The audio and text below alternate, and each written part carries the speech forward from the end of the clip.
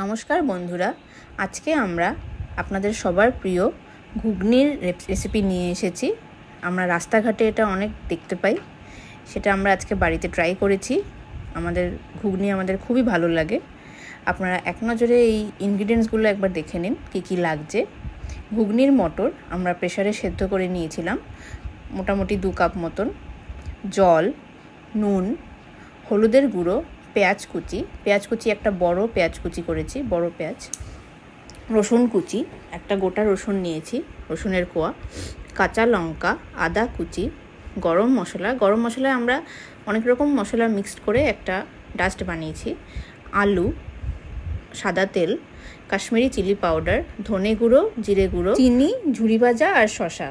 প্রথমেই আমরা আগের দিন রাত্রেবেলা মটরগুলো ভিজিয়ে রেখেছিলাম। জলের মধ্যে ভিজিয়ে রাখলে এটা ভালো করে সেদ্ধ হবে। আপনারা দেখতে পাচ্ছেন কতটা নিয়েছি। এটা হচ্ছে আমাদের পরের দিনের লুক। আপনারা দেখতে পাচ্ছেন কতটা সুন্দরভাবে ফুলে গেছে, সুন্দর কালার হয়েছে। আমরা প্রেসারে বসিয়েছি এটা। আপনারা দেখতে পাচ্ছেন কতটা মতন জল নিয়েছি, কতটা উঁচু হয়ে আছে। প্রেসারে আমরা এটা বসানোর সময় নুন দিয়ে নিয়েছি 1 চামচ মতন। এটা সেদ্ধ হলে এটা সাহায্য করবে সেদ্ধ হতে। এটাতে একটু হলুদের গুঁড়ো আমরা অ্যাড করে দিয়েছি। মোটামুটি 3 থেকে 4টে সিটি আমরা দিয়েছিলাম, বেশিক্ষণ লাগেনি সেদ্ধ করতে।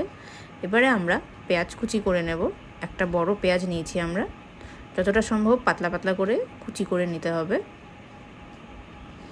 পেঁয়াজটা আমাদের দুরকমভাবে লাগবে, একটা গার্নিশিংয়েও লাগবে আর রান্না করাতেও লাগবে।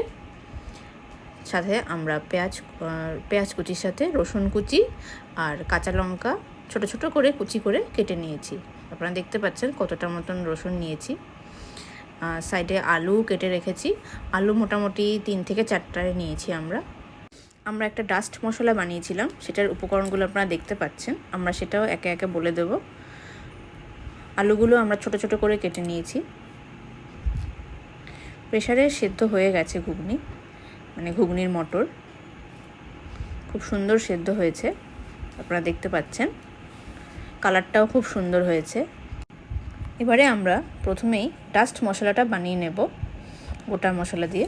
তার জন্য আমরা কড়াই একটু গরম হওয়ার পরে তাতে তেজপাতা, শুকনো লঙ্কা, দারচিনি, এলাচ, লবঙ্গ দিয়ে দেব। সাথে এটা রোস্ট হচ্ছে, সাথে আমরা গোটা জিরে দিয়ে দেব আর মৌরি দেব একটু পরে। এটাকে আমরা 1 মিনিট মতন রোস্ট করেছি, তারপরে সেটাকে আমরা মিক্সিতে দিয়ে দেব। খুব সুন্দর একটা গন্ধ বেরোচ্ছে, আমরা পাচ্ছি। খুব ভালো করে মিহি করে আমাদের এটা গুঁড়ো করে নিতে হবে। এটার যে ফ্লেভারটা আসবে সেটা ঘুগনিতে একটা এক্সট্রা অ্যারোমা অ্যাড করবে, খুব সুন্দর লাগে, খুব সুন্দর হয়েছে গন্ধটা। আপনারা দেখতে পাচ্ছেন কতটা আমরা মিহি করেছি।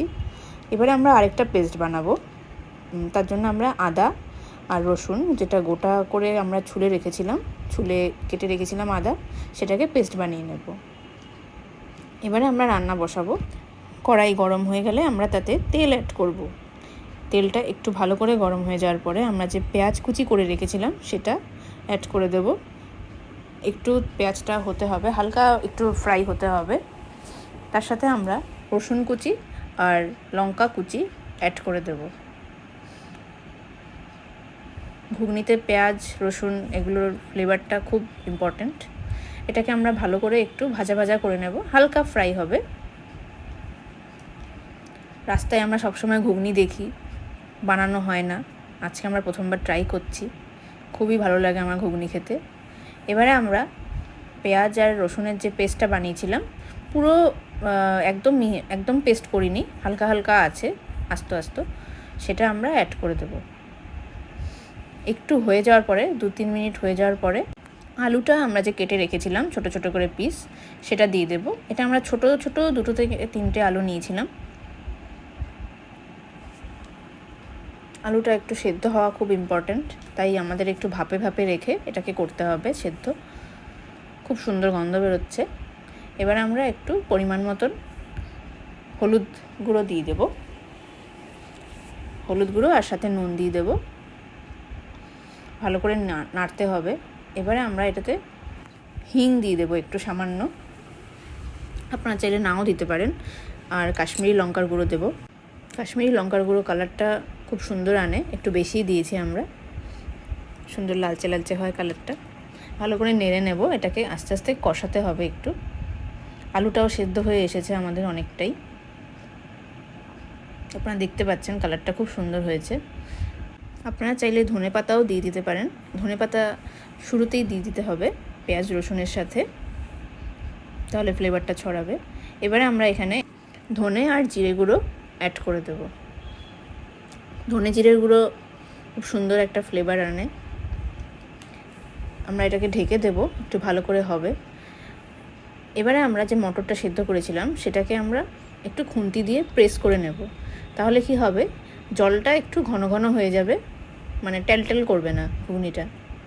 একটু এরকম করে প্রেস করে দিতে হবে, যাতে মটরগুলো একটু একটু ভেঙে যায়, আবার আস্তও থাকে, ম্যাক্সিমামটাই আস্ত থাকবে, যাতে জলটার ঘনত্বটা একটু বেড়ে যায়। এবারে ওটা আমরা ঢেলে দেব কড়াইতে। খুব সুন্দর লাগছে, লোভনীয় লাগছে দেখতে। কি তোমার কেমন খেতে ইচ্ছে করছে? হ্যাঁ, ওফ, এটা তো কালারটা যা এসছে আর গন্ধ। ও এবারে আমরা এটাতে একটু নুন অ্যাড করে দেব পরিমাণ মতন, সাথে জলও দিয়ে দেব ভালো করে, যাতে মশলাগুলো মিশে যায় আর যাতে ঝোলঝোল হয়। খুব সুন্দর গন্ধ বেরোচ্ছে। এবারে আমরা যে ডাস্ট মশলাটা করেছিলাম সেটা দিয়ে দেবো। এটা দেওয়ার পরেই না ফ্লেভারটা একদম চেঞ্জ হয়ে গেল, বলো? হ্যাঁ, নিশ্চয়ই। ওফ, এত ট্রিমেন্ডাস গন্ধ বেরোচ্ছে বন্ধুরা। আমরা নামিয়ে নিয়েছি, এবারে আপনারা দেখতে পাচ্ছেন খুব সুন্দর এটা ঘনত্ব এসেছে। পরিবেশনের জন্য আমরা ওপরে পেঁয়াজ কুচি দিয়েছি, ঝুরি ভাজা দিয়েছি, শসা দিয়েছি। আমরা সব সময় তো রাস্তায় খেয়ে থাকি এই জিনিসটা, কিন্তু এবার বউয়ের হাতে বানানো বাড়িতে খাবার, উফ, জাস্ট ইয়াম্মি বন্ধুরা। তোমরাও চটপট এই রেসিপিটা বাড়িতে বানিয়ে ফেলো, বেশিক্ষণের নয়। এখানে চাইলে তোমরা ধনেপাতাও অ্যাড করতে পারো, দারুণ লাগবে। ধনেপাতার ইটসেলফ একটা খুব সুন্দর একটা ফ্লেভার আছে, সো তোমরা চাইলে অ্যাড করতে পারো। বাড়িতে বানানো এরকম স্বাস্থ্যকর স্ট্রিট ফুড যদি বানানো যায়, আর কি প্রয়োজন বলুন বন্ধুরা। ওই ডাস্ট মশলাটা দেওয়ার পরে মানে ফ্লেভারটা একদমই মানে দারুণ লাগলো, গন্ধটা আমার তো খুবই ভালো লেগেছে। আশা করি আপনাদেরও খুব ভালো লাগবে বাড়িতে ট্রাই করলে। ধনেপাতা কুচি, টক জলও দিতে পারেন, আমরা টকটা খুব একটা খাই না সেজন্য দিইনি। বন্ধুরা, আমি এখন টেস্ট করতে চলেছি, আর তোমরাও ঝটপট বানিয়ে ফেলো। এইভাবেই আমাদের পাশে থেকো, আমাদের চ্যানেলটা আস্তে আস্তে গ্রো করছে। Thank you very much for watching. এইভাবেই সঙ্গে থেকো, পাশে থেকো। Thank you so much for supporting. By.